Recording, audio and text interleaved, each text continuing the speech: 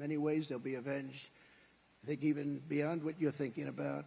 Joe Biden's weakness caused the attack on Israel, pure weakness and incompetence. Everywhere he goes, Biden's weakness provokes war and death because, as history shows, evil only respects one thing, unyielding strength.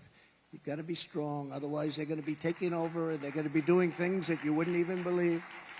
When I'm back in the White House, America's enemies will now once again, and they're going to know it, that if you try to kill our citizens, we will kill you. We will kill you. I told them all that. We had no problem. You know, we had no problem. 3 years ago, we had no problem. For 4 years, nobody even... This is unthinkable. I mean, I just watch and see what's happening. It's unthinkable. This couldn't have happened. Mark, couldn't have happened.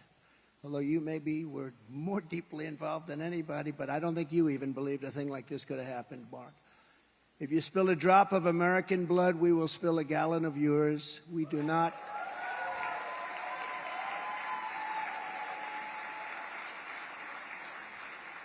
And we're doing it because we want to start peace. We're not going to start wars, but the wars have to be finished oftentimes before the peace. And if you don't do the wars, the peace doesn't happen. And if you're not going to be tough and ruthless like they are, it's not going to happen. We have to stop it. We have to end it once and for all.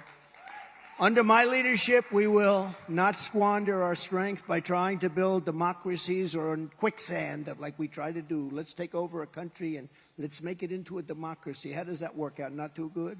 Or turn Baghdad into Palm Beach. Palm Beach.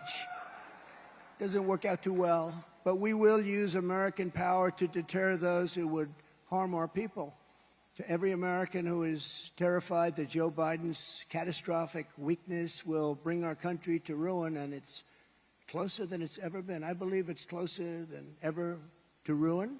I believe it's closer than ever to World War III. And I will stop World War III. You will not have World War III. I can tell you that.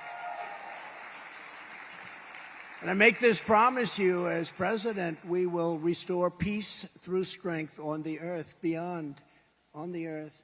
Viktor Orban said the other day, the only way that this world is going to be solved, he's a very strong man, as you know, from Hungary, and he's the boss, there's no doubt about it. He actually asked me for my endorsement, and I gave it to him. I said, what do you need it for? He says, because I like to win by a lot. And he did. But he said, they asked him a question at an interview, and they said, what would you recommend to Biden? And he said that I recommend that he resign immediately and put Trump in his place, because during Trump there were no problems. China respected us. Russia respected us. Everybody respected us. Under my presidency, our country was very, very feared and very, very respected. Feared is not a nice word, but we were feared. Greatest military in the world. You saw what we did. For 4 straight years, I kept America safe. I kept Israel safe, and I kept the world safe. The world was a safer place, a much safer place. Today the world is blowing up all around, no matter where you look. If I were president, the attack on Israel would never, ever have happened. I think you believe that, right? I think you believe that. Ukraine would never have happened. Inflation would never have happened. The most embarrassing moment in our history, the inept withdrawal, the way they withdrew, not the fact that they were getting out. I had them all set to move. We were going to move out with dignity and strength, and we were going to take our equipment, and we were going to take our Americans with us, and we weren't going to have 13 people killed, great soldiers, great, beautiful young soldiers. I got to know all of the parents. And we weren't going to have 38 people wounded so badly their lives are shattered, just shattered. The legs, the arms, the face obliterated. We weren't going to have any of that. We were going to walk out with power and strength and dignity, and we were going to get out. And we were going to keep Bagram, the Air Force Base, the big Air Force Base, because it was 1 hour away from where China makes its nuclear weapons. But they lost that too. And right now, you know who occupies it? China occupies it. And we would not have open borders where countries are emptying out their prisons, mental institutions, and sending record numbers of terrorists, for which we will someday be paying a very big price unless you elect Donald J. Trump. You're not going to pay a price.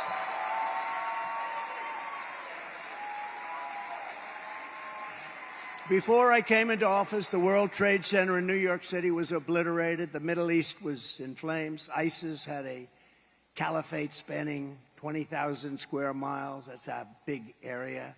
Europe was being massacred by jihadist lunatics. Syria was in a civil war.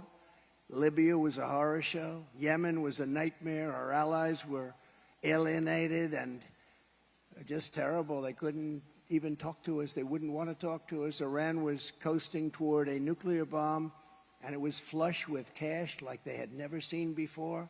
And they were funding Hezbollah and Hamas. They were funding them. They were funding Hamas. They were giving them so much money all of a sudden. But in a few short years after I got there, I reversed every single disaster Obama and Biden created. And it wasn't easy, but it was easier than I thought. We totally demolished 100% of the ISIS territorial caliphate. And I was told that couldn't be done. I was told that would take at least 4 to 5 years, and we couldn't do it. We did it in 4 months. I just want to let you know we have a great military, great generals, the real generals, not the ones you see on television, the real ones. The ones that want to fight, the non-woke generals. We killed the founder and the leader of ISIS. You remember they were looking for him for years and years before I got there. Al-Baghdadi, we killed him. He was gone. We eliminated the world's top terrorist, the most brutal terrorist of them all. The Iranian butcher, Soleimani, we eliminated him. He's the father of the roadside bomb. Whenever you see a soldier or civilian or anybody without the legs, without the arms, he's the one. He caused 94% of it, they say. He loved those roadside bombs. That's what he loved. And he's not with us any longer. Just as I promised, I withdrew from the horrendous Iran nuclear deal. Unfortunately, they didn't do anything with it. They didn't do anything with it. It was supposed to be. I thought it was my greatest gift to Israel. The problem is this administration did absolutely nothing. They just let them go and they would have never, ever been even close. I mean, they are very close to having a nuclear weapon. Remember Kim Jong-un? We got along with him. Everything was good. If Hillary Clinton got in, you would have had a nuclear war. I got in, and everything was fine. But dealing with Iran is going to be a very big problem. And frankly, North Korea right now is a very big problem also. You see what's happening there. He's not liking this group of people. I imposed crippling oil sanctions on Iran.